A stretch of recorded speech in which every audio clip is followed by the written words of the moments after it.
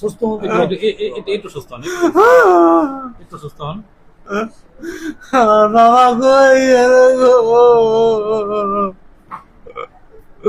আমার বাবা, আমার বাবা কই গেল গো? চলে গেছে। চলে যাওয়ার পর যে স্পিড খাওয়াইছে সে 3 তলা চলে গেছে। চলে যাওয়ার পর আবার আসছে, আবার আইসা আইরে দরজা নক করছে। নক করার পর দেখে ওই সাইফুল ভাই আমাদের বাসারই, যে বেটা স্পিড খাওয়াইছে সে ওই 3 তলা থাকে। 3 তলা থেকে আবার আসছে। আসার পর গেছে গা। তারপরে কয় তোমার বাবারে ডাক দাও, ডাক দাও। ডাক দিছে, আমি গেছি বাবা এখন না করে দাও। তার একটু পরেই সে চলে গেছে। তার 5 মিনিট পরেই আমার ছেলে গেছে। ছেলে যাওয়ার 5-7 মিনিট কি 10 মিনিট পরেই আমি আমার পোলারে খুঁজতেছি। ছাদে গেছি, ওই সাইফুল ভাইয়ের রুমে গেছি। রুমে যায় দেখি না করছে একবার। তারপরে দেখি জোরে বক্স বাজাইতেছে।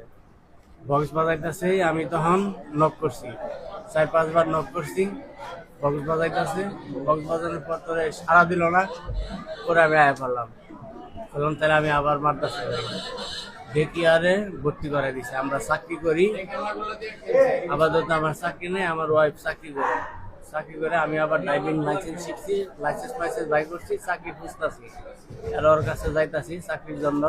মাদ্রাসা না দিয়া সারাটা দিন আমি বাসাই। আমি আজকে বাইরে হইনি।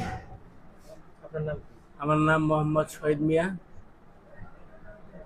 ওই 4 বছরের একটা ছেলে এই জায়গায় মাদ্রাসা থেকে নিয়ে এসে বাপে নিয়ে এসে রুমের ভিতরে রাখছে, একলগে ঘুমাইছে, পোলা খেলাধুলা করছে। তারপরে কিছুক্ষণ পরে বাচ্চারা খুঁজে পায় না। পরে ঘুরে ঘুরে দেখছে, খুঁজে পায় না। পরে ওই যে ছাদে একজনে দেখছে, ছাদে মাইরা কষ্টিপ দিয়ে মুখের ভিতরে চাউল দিছে, দিয়া কষ্টিপ দিয়া মুখ বান্ধিছে, চোখ বান্ধিছে, গলা বান্ধিছে, মাইরা বস্তার ভিতরে পাওয়া গেছে। এইটুকুই জানি।